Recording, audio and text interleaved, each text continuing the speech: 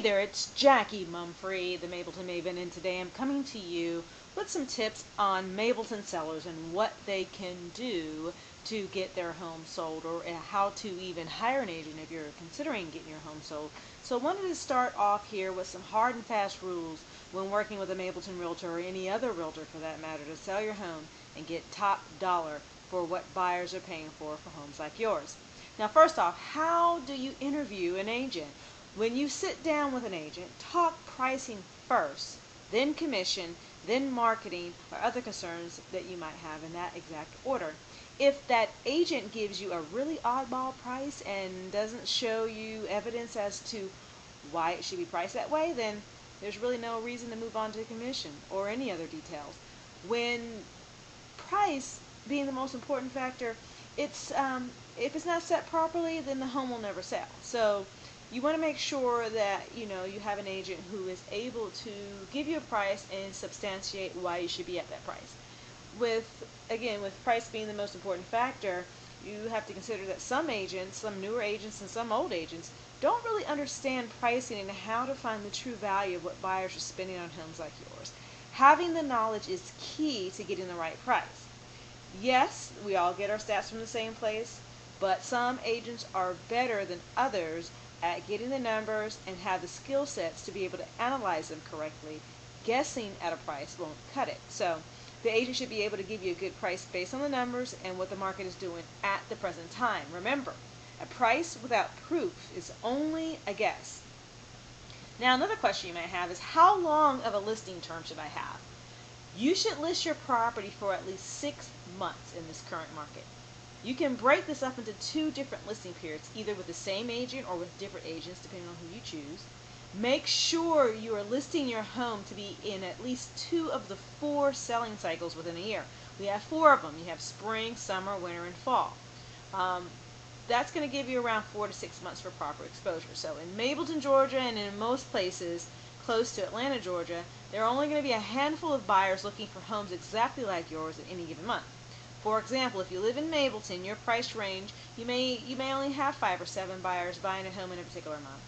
And with only listing your home to sell within 90 days, you're likely only going to have about maybe 15 to 21 buyers during that time frame. If you're not positioned or priced correctly, that percentage goes down by half or more in the same amount of time, down to about 7 to 10 buyers that will come through your home. If you double your listing period, make it go all the way from 90 to double that, 180 days, then you should expect to see twice as many buyers come through your home during that time.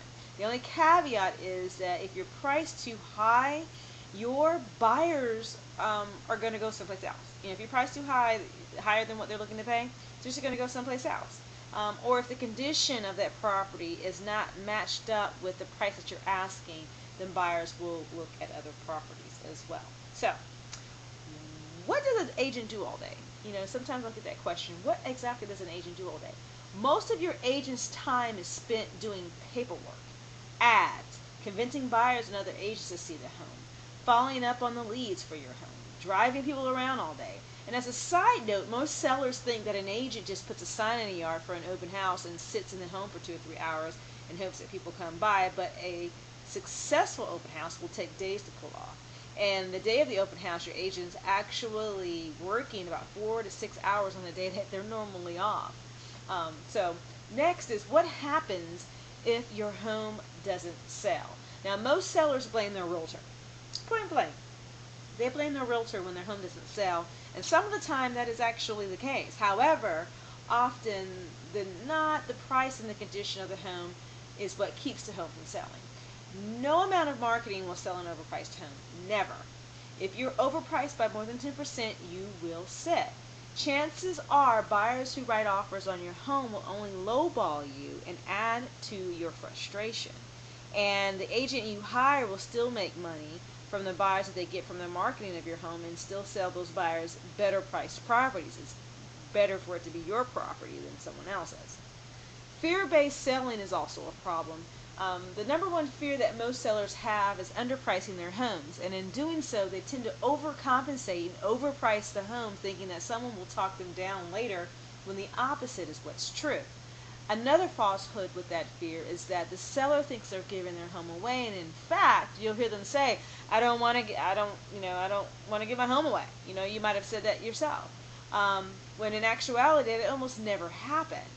Because you see, buyers are very savvy, and with homes being on the internet, they can shop thousands of homes in a matter of a few minutes and pick out the best priced homes and leave the rest to sit unseen on the market for months on end. And even if you're a tad bit overpriced, they won't waste their time to get their agents and make an appointment and drive across town and make you leave for an hour or two, after you spend all morning cleaning your house just for them to see it and just for them to say it's overpriced. They'll just consider you unrealistic and not even bother going through the hassle of seeing your home. Now, selling from a loss is also a problem. Now, if you are the type of seller and that needs to get a certain amount of money out of your home in order to purchase another home, and you can't go below a certain threshold in order to do so, well, you may need to consider putting off your sale for the next 3 or 4 years. The market at this point is still going down, and all indications do say that. So it's still going down, and what might seem like a bad price now may be a worse price later. So listing your home based on the amount of money you need to make is a setup for a big disappointment later when no offers have come in at the price you've set.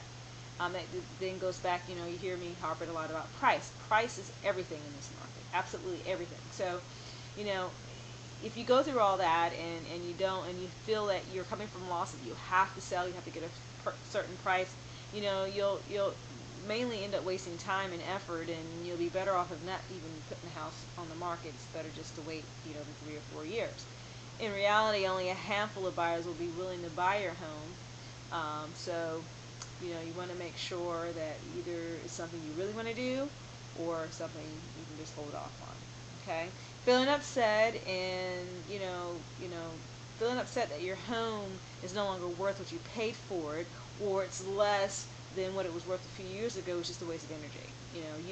This is a natural cycle of real estate. It goes up and down, and you've got to make the decision to either hold on for better times or cut bait now and just get out. Those are basically your options. So, next is, how do I select the asking price? Your asking price should always be based on the market for similar homes.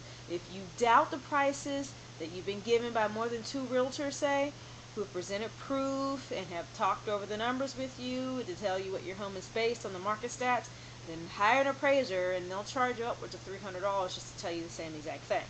But that's your prerogative. Realtors look at way more homes than both you or appraisers do, and will always know where the best deals are. Save your time, save your money and your energy, and price it accordingly to the market the first time. Also, when hiring an agent, remember that advertising does not sell houses. Prices do. Homes can never be more expensive than what someone's willing to pay for them. So consider the fact, like in Aston Martin, say a car. And, they do advertise them in high-end magazines and different places, but not at a price that most people would pay to have one. So just because it's advertised and marketed, even though it's nice, doesn't mean that the masses will want to buy unless the price is right. So you want to make sure that you are indeed priced right.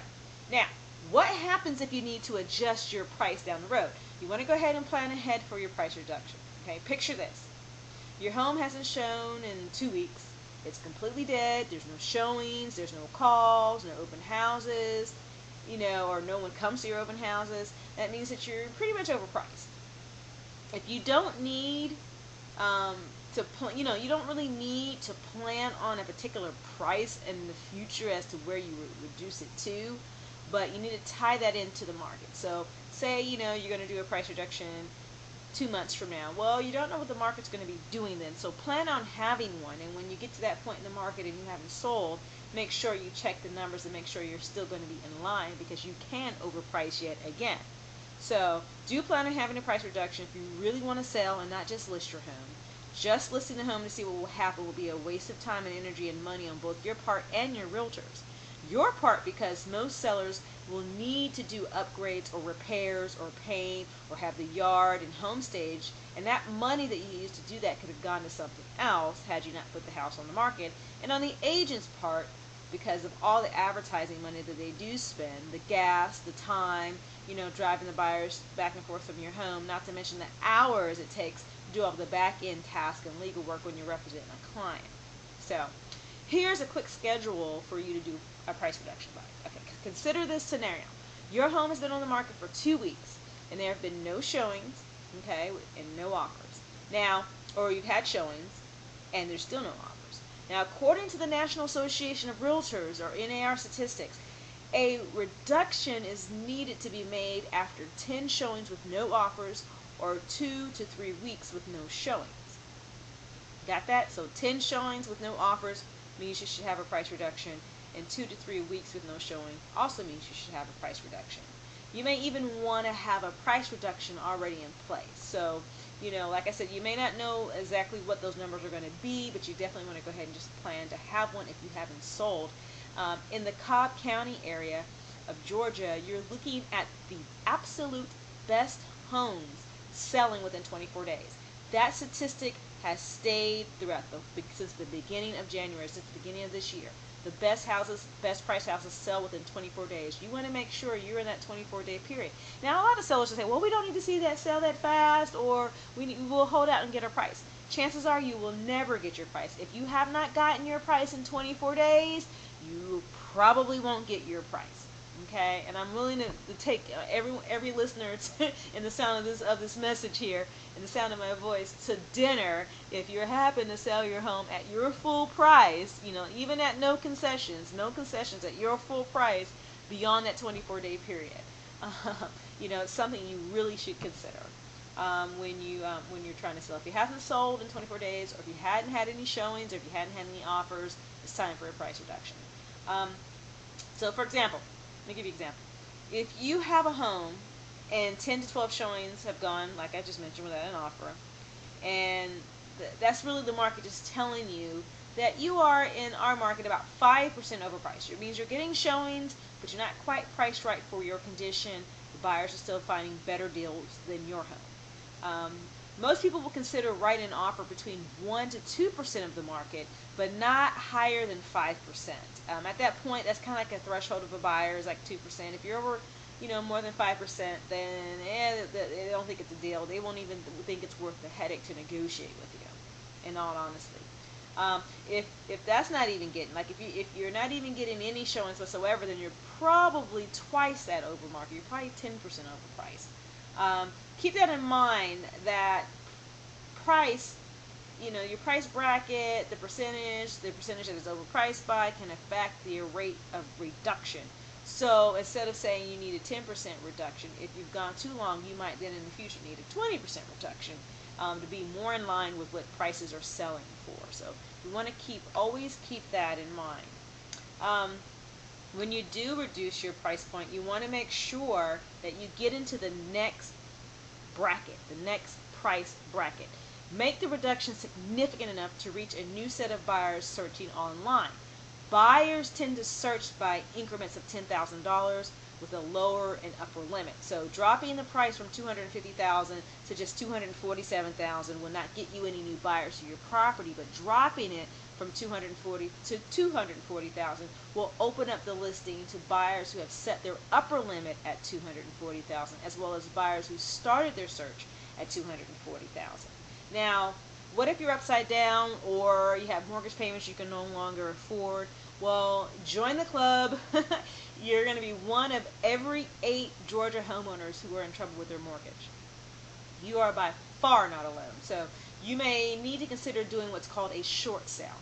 Quickly, a short sale is when you negotiate with your lender or your bank to take a percentage off the loan that you owe them in exchange for finding a buyer who will take it off your hands.